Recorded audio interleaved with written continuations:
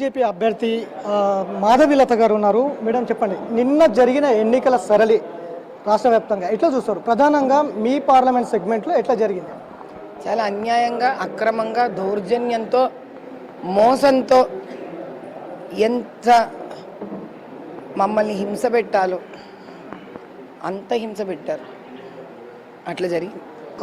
Polling బూత్లో ముస్లిం మహిళలను హిజాబు తొలగించింది మాధవీలత అంటూ కూడా పెద్ద ఎత్తున చర్చ జరుగుతుంది. అక్కడ రఫ్గా బిహేవియర్ చేసింది మాధవీలత అనేది కూడా ఉంది. అన్నాడు.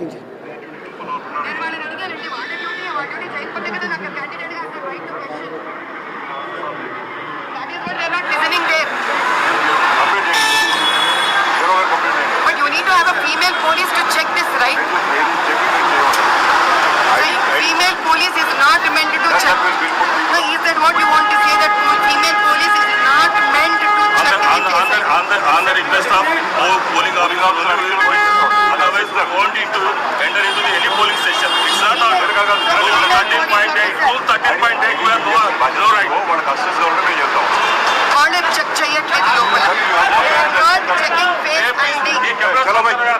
ఎప్పుడు మేము చెక్ చేయమని అక్కడ సింపుల్గా I'm asking a police officer.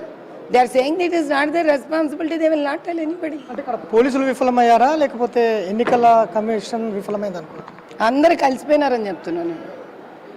అందరు కలిసిపోయి మంచి స్నేహంతో, చక్కటి బంధుత్వంతో, ఏమయంతో, బాంధవ్యంతో, అందరూ మంచి బ్రదర్లీ రిలేషన్షిప్తో ఇలా నాన్ డెమోక్రటిక్ పనిచేశారు.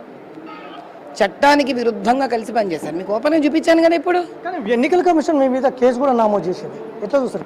అదే అంటున్నా, ఎన్నికల కమిషన్ అంటే ఎవరే? ఇక్కడ పనిచేస్తున్న ఆఫీసరే కదా. అంతే మరి. ఇప్పుడు దీని మీద నేనేం కేసు బుక్ చేయాలి? అంటే పోలీసు ఓపెన్గా చెప్తున్నాడు. ఎన్నికల కమిషన్ కూడా ఎంఐఎంకి లొంగిపోయింది అనుకుంటారా? మరి ఇప్పుడు నా మీద ఎందుకే మరి ఈ కేసు? నేను కేసు ఏం చేశాను? ఇప్పుడు వాళ్ళు చెప్పారా వెరీ క్లియర్గా, మేము చెప్పాము, మాకు ఇన్స్ట్రక్షన్స్ లేవు, మా ఫీమేల్ పోలీస్ చెయ్యదు. మరి ఇప్పుడు దీనికి ఎన్నికల కమిషన్ మరి ఎవరితో కలిసి ఉన్నట్టు? మరి ఎన్నికల కమిషన్ కిందే ఉంటుంది కదా. ఎన్నికల కమిషన్ అయితే పోలీస్కి ఇన్ఫర్మేషన్ ఇవ్వట్లేదా ఫేస్ మాస్క్ చెక్ చేయమని? మరి ఇప్పుడు ఈ లెక్క ప్రకారం ఎన్నికల కమిషన్ ఎవరితో ఉన్నట్టు నువ్వు చెప్పు. నేనని చెప్పాలయా? నీకు వీడియో అయినా ఇచ్చేసినా కదా స్ట్రైట్. ప్రజలు చెప్పని పోని. ఇప్పుడు ఎన్నికల కమిషన్ నుంచి వీళ్ళకి ఇన్స్ట్రక్షన్స్ రాలేదు, పోలీసులకి, లేడీ పోలీసులకు ఫేస్ మాస్క్ చెక్ చేయమని. మరి ఎవరితో కలిసినట్టు? ముస్లిం సంఘాలకు కావచ్చు, చాలామంది హిజాబ్ను తీయమని చెప్పే అంశం మీద కొంతమంది విమర్శలు చేస్తున్నారు ముస్లిం సంఘాలు. వాళ్ళకి ఏం చెప్తారు మీరు?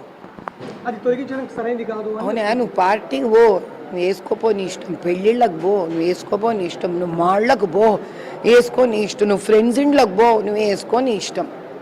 నువ్వు ఓటింగ్కి రావాలన్నా, లేకపోతే నీవు కనుక ఎయిర్పోర్ట్లకు వెళ్ళాలన్నా, దీస్ పబ్లిక్ ప్లేసెస్లో, గవర్నమెంట్ స్కూల్స్కి వెళ్ళాలన్నా ఎవరు వస్తున్నారు, ఎవరు పోతున్నారు అంటే నిన్ను నమ్మి నువ్వెవరో తెలియకుండా కొత్త వ్యక్తి కూడా ఉండే ఒక పబ్లిక్ ప్లేసెస్లో, public and the government has a right to ask who you are. నువ్వు నీ ఐడెంటిటీని క్లోజ్ చేసుకుని వస్తాను పోతాను అంటే మీ ఇల్లు, మీ ఫంక్షన్, మీ పార్టీలు, మీ మ్యారేజెస్ మీ ఇష్టం.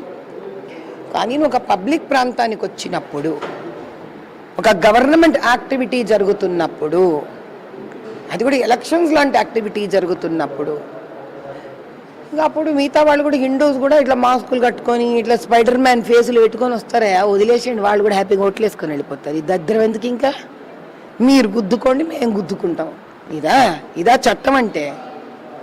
మేము చెప్తాం, మేము ఈ దీక్ష తీసుకున్నాం, ఈ నెల రోజులు ఆంజనేయ స్వామి ఫేస్ పెట్టుకొని వస్తాం, రామచంద్రుడి ఫేస్ కేవయ్యా కరెక్టే కదా. కళ్ళు మాత్రం కనిపిస్తాయి ఇట్లా, రాముడు మాస్క్ వేసుకుంటే ఏమంటే మేము దీక్ష పట్టినామని చెప్తాం. ఓకేనా? ఇప్పుడు క్వశ్చన్ ఏంటి? రిగ్గింగ్ జరిగింది అడుగు. ఎక్కడ జరిగింది చెప్తా ఆన్సర్. రిసాలా బజారా, రియాసత్ నగర్, చంద్రనారాయణ గుట్ట, Riyasat Nagar, polling booth number 40, corporator ఇల్లు, పైన ఇల్లు, కింద పోలింగ్ బూత్, పోలీసులు లేరు, ఎవ్వరూ లేరు. నీకు వీడియో కావాలన్నా వీడియో కూడా ఇస్తా. అయ్యా నా ఫోన్ ఉన్నాయా నీ దగ్గర వీడియోస్? మరి వర్గాలు అంటే ఏంది ఎంత అన్యాయంగా? సలీం బేగ్ కార్పొరేటర్ స్వీకర్తానే పైన సలీం బేగ్ కార్పొరేటర్ ఇల్లు, polling booth Salim Baig corporator ఇల్లే పోలింగ్ బూత్. వా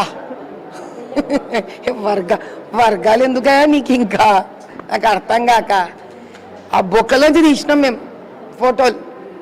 హ్యాపీగా తలుపు తెరుచుకున్నారు, తలుపు తెరుచుకొని లోపల ఉన్నారు. క్యాండిడేట్ అలౌ చేయలే. గంట సేపు పోరాడినాడు, గంట సేపు. పోలీసులు కూడా లేరు బయటికి నేను వచ్చేసరికి. మంచి అప్పచెప్పేసిండ్రు వాళ్ళకి, హ్యాపీగా అప్పచెప్పేసిండ్రు వాళ్ళకి. ఏం చేద్దాం? ఆస్తి ఇప్పుడు పోలింగ్ అనేది ఎట్లయిపోయిందంటే వాళ్ళ ఆస్తి అయిపోయిందయా. డెమోక్రసీ కాదు ఇది, వాళ్ళ ఆస్తి. అత్తగారింటిని తెచ్చుకుంటారు, ఆ టైంలో వస్తారు, మంచిగా గుద్దేసుకుంటారు, మళ్ళీ మంచిగా 5 ఏళ్ళు ప్రజల డబ్బులు తింటా ఉంటారు. మళ్ళీ వస్తారు 5 ఏళ్ళకి ఒకసారి, మళ్ళీ ఇట్లా పనులన్నీ చేస్తారు. అది ఏంటి మేడం, పాతబస్తీ ప్రజలు మిమ్మల్ని ఆశీర్వదిస్తారు అనుకుంటున్నారా? పని చేద్దామయ్యా, జూన్ 4కి మళ్ళీ కనిపి. అక్కడ కౌంటింగ్ జరుగుతూ ఉంటుంది. నువ్వు కూడా కాస్త టెన్షన్ పడు. వినబ్బా. అరే మరి అసదుద్దీన్ అడగలేదు ఏమైందో? ఏమన్నాడు మరి? నేనేమో మొత్తం ప్రెస్ మీట్ కూడా చేసుకోలేదంటనే. ఓకే.